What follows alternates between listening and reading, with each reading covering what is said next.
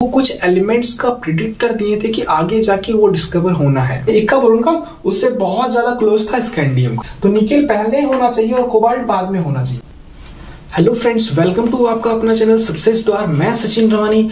आज मैं आप लोगों को मेंडली पीरियोडिक टेबल के बारे में बताने वाला हूं। यदि आप लोगों ने हमारा पिछला वीडियो नहीं देखा है जो कि डोबेनियन ट्रेड्स और न्यूलैंड ऑक्टेट्स के ऊपर है, तो उसका लिंक आपको वहां से आई बटन पे मिल जाएगा। तो चलिए बिना टाइम वेस्ट किए इस वीडियो को स्टार्ट करते हैं। तो आज के इस वीडियो में हम लोग देखने वाले हैं मेंडली पीरियोडिक टेबल क्या होता है, उसमें कितने सारे इंपॉर्टेंट पॉइंट्स हैं। उसी के साथ साथ हम लोग देखेंगे उसका मेरिट्स क्या होता है और उसका डिमेरिट्स क्या होता है। यदि आप लोग ये सारा वीडियो देख लेंगे तो आप लोगों को इसके बाद और भी बुक्स पढ़ने की जरूरत नहीं पड़ेगी। और जो नोट्स मैं बता रहा हूँ वो इसको हूबहू आप लोग कॉपी पे उतार सकते हो, तो नोट्स बनाने की जरूरत नहीं पड़ेगी। तो चलिए इस टॉपिक को स्टार्ट करते हैं। तो सबसे पहले क्या थे, जो मेंडलीव थे वो एक रशियन साइंटिस्ट थे और वो ये जो अपना पीरियोडिक टेबल यहाँ पे जो आपको दिख रहा होगा वो 1869 पे वो दिए थे। ठीक है, जब वो पीरियोडिक टेबल को बना रहे थे उस टाइम पे टोटल 63 एलिमेंट्स नोन थे। ठीक है, कितने एलिमेंट्स नोन थे? 63 एलिमेंट्स। अब जो वो एलिमेंट्स को सजा रहे थे उन लोगों ने कुछ ना कुछ पैरामीटर रखा। कौन? तो मेंडलीव कुछ ना कुछ पैरामीटर रखे थे। वो पैरामीटर को वो क्या किए, एक स्टेटमेंट बना के लिख दिए। तो वो क्या बोले, जैसे कि यहाँ पे आपको स्टेटमेंट दिख रहा होगा, the properties of the elements is the periodic function of their atomic masses.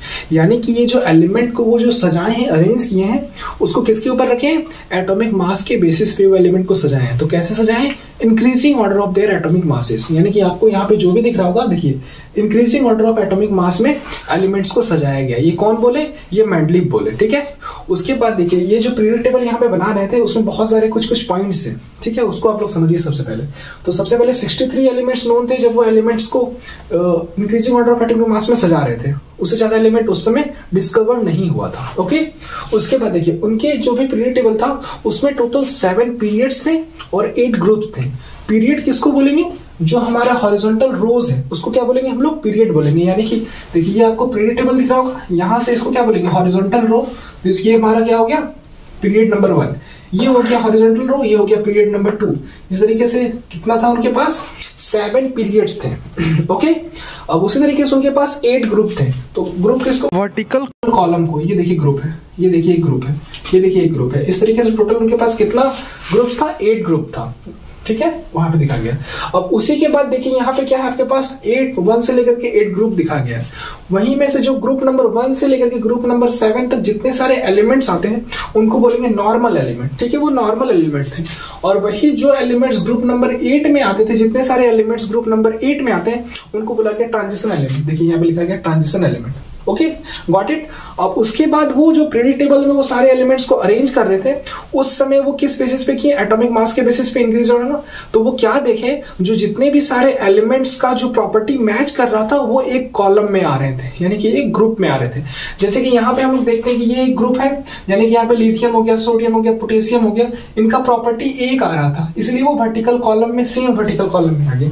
वही चीज यहाँ पे लिखा गया, क्या लिखा गया? Elements having similar properties comes directly under one another in the same vertical column और ग्रुप्स।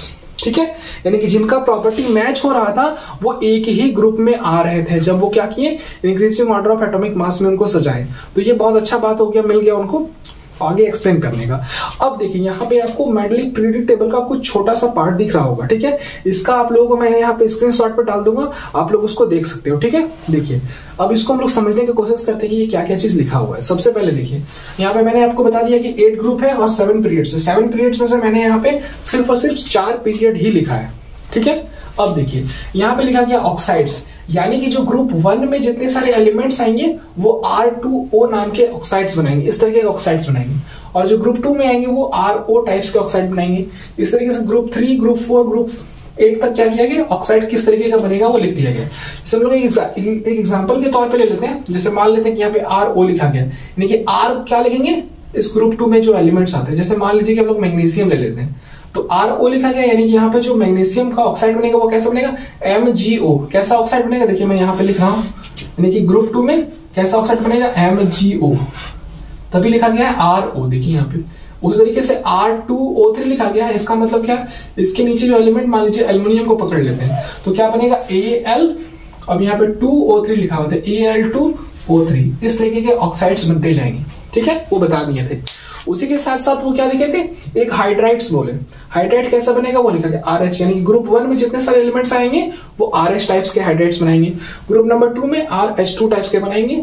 तो जो रिस्पेक्टिव ग्रुप थे वो कैसा कैसा हाइड्राइड्स बनाएंगे वो ऑलरेडी यहाँ पे बता दिया गया था, ठीक है। उसके बाद क्या किए, वो increasing order of atomic masses में वो सबको सजा दिए। तो सबको सजाएं, तो सजाने के बाद वो सारे एलिमेंट्स को सजा दिए, लेकिन उस टाइम पे क्या किए, वो कुछ जगह पे वो गैप्स रख दिए। जैसे कि यहाँ पे आपको दिख रहा होगा, यहाँ पे गैप है, यहाँ पे गैप है, यहाँ पे गैप है। तो वो गैप क्यों रखे, उनको लगा क्या कि वो जो सजा रहे थे तो उनको लगा कि यहाँ पे कुछ और एलिमेंट का डिस्कवर हो सकता है बाद में, ठीक है ना। और वो जो डिस्कवर होगा एलिमेंट का, उसका कुछ ना कुछ प्रॉपर्टी वो पहले से वो बता दिए। अब जब वो एलिमेंट का डिस्कवर हुआ तो वो जो मेंडलीव बताए थे उनके क्लोज बहुत सारा प्रॉपर्टी उनको मिल गया। जितना वो बताए थे उसके क्लोज जो एलिमेंट का डिस्कवर हो गया उसका प्रॉपर्टी मेंडलीव के बताए हुए बहुत क्लोज था, ठीक है। अब देखिए जैसे कि यहाँ पे जो एलिमेंट्स का मेंडलीव बताए, बोले कि यहाँ पे जो एलिमेंट आएगा उनका नाम वो रखे इक्का बोरोन, ठीक है। यहाँ पे आ रहे तो इक्का बोरोन रखें, और इसके नीचे आ रहे तो इक्का एल्युमिनियम रखें, और यहाँ वाले को क्या रखें, इक्का सिलिकॉन। अब बाद में जब वो डिस्कवर हो गया एलिमेंट का तो इक्का बोरोन का क्या नाम रख दिया गया, स्कैंडियम। उस तरीके से इक्का एल्युमिनियम का क्या नाम रख दिया गया, गैलियम, और इक्का सिलिकॉन का क्या नाम रख दिया गया, जर्मेनियम। ये बाद में जब एलिमेंट डिस्कवर हो गया तब। अब जो मेंडलीव इक्का बोरोन का जो प्रॉपर्टी बताए थे ना, अब जब स्कैंडियम का डिस्कवर हो गया तो जो वो प्रॉपर्टी बताए थे इक्का बोरोन का उससे बहुत ज्यादा क्लोज था स्कैंडियम का। ये मेंडलीव का बहुत ही अच्छा एडवांटेज था, यानी कि मेरिट था। उसी के साथ साथ देखिए जितने भी सारे जब वो मेंडलीव पीरियड टेबल बना रहे थे ना उस टाइम पे नोबल गैसेस का डिस्कवर नहीं हुआ था, ठीक है ना। लेकिन बाद में जब नोबल गैसेस का डिस्कवर हो गया तो मेंडलीव के पीरियड टेबल में क्या किया, उनका एक सेपरेट क्या दिया गया, एक सेपरेट जगह दे दिया गया, एक सेपरेट ग्रुप में उनको रख दिया गया। एक और ये क्या था, मेंडलीव पीरियड टेबल का बहुत ही ज्यादा एडवांटेज था। अब हम लोग मेंडलीव पीरियड टेबल के एडवांटेज यानी कि मेरिट्स और डिसएडवांटेज यानी कि लिमिटेशंस को देखने वाले। यदि आपको ये वीडियो अच्छा लग रहा है तो अपने दोस्तों के साथ शेयर करें और हमारे चैनल को सब्सक्राइब करें ताकि आपको ऐसे ही रेगुलर अपडेट्स मिलता रहे। तो चलिए अब हम लोग यहाँ पे आप लोग देख रहे होंगे कि 3 हमारे पास एडवांटेज और 3 लिमिटेशंस है, ठीक है। तो 1 बाय 1 करके हम लोग इसको डिस्कस कर लेते हैं। सबसे पहला एडवांटेज था मेंडलीव पीरियड टेबल का कि वो कुछ एलिमेंट्स का प्रिडिक्ट कर दिए थे कि आगे जाके वो डिस्कवर होना है, ठीक है। जैसे कि इक्का बोरोन वो बोले थे थोड़ा सा खांसी हो गया है। जैसे कि वो इक्का बोरोन बोले थे जिसका बाद में वो नाम क्या रखे, स्कैंडियम रखे, ठीक है। उसके बाद इक्का एल्युमिनियम और इक्का सिलिकॉन, इसी तरीके से वो पहले से ही प्रेडिक्ट कर दिए थे। अब वो और क्या किए थे, नेक्स्ट एडवांटेज क्या है कि कुछ एलिमेंट्स का वो पहले से ही प्रॉपर्टीज भी प्रेडिक्ट कर दिए थे और उसके पोजीशंस के अकॉर्डिंग, जो पोजीशंस रखा गया था उसके अकॉर्डिंग कुछ एलिमेंट्स का प्रॉपर्टी भी वो डिस्कवर कर दिए थे। ये हमारा दूसरा एडवांटेज है। तीसरा एडवांटेज क्या है कि जब मेंडलीव पीरियड टेबल बना रहे थे उस टाइम पे नोबल गैसेस का डिस्कवर नहीं हुआ था, लेकिन जब नोबल गैस का डिस्कवर हो गया तो मेंडलीव क्या किया, अपने पीरियड टेबल में उसको एक अलग से जगह भी दे दी। तो ये हमारा 3 एडवांटेज था किसका, मेंडलीव पीरियड टेबल का, ठीक है। उसके बाद इसका कुछ ना कुछ डिसएडवांटेज था जो कि आगे जाके क्या हो गया, वो फेल हो गया इनका पीरियड टेबल। जो आगे आके क्या होगा, वो मॉडर्न पीरियड टेबल में उसको सारा रेक्टिफाई कर दिया गया। ओके, तो देखिए उसका 3 लिमिटेशंस क्या था। सबसे पहला लिमिटेशन था कि उन्होंने आइसोटॉप्स का जगह नहीं बताया था, ठीक है। आइसोटॉप्स का जगह नहीं बताया था उन्होंने कि कहां पे हम लोग आइसोटॉप्स को रखेंगे।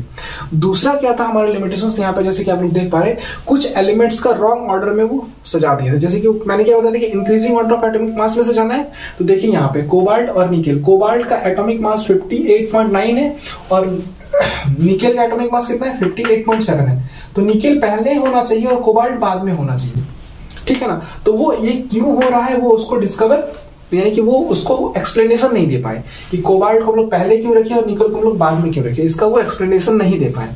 दूसरा नेक्स्ट उसका लिमिटेशंस क्या था कि जो हाइड्रोजन का पोजीशन का वो करेक्ट एक्सप्लेनेशन नहीं दे पाए कि हम लोग हाइड्रोजन को यहाँ पे क्यों रखें।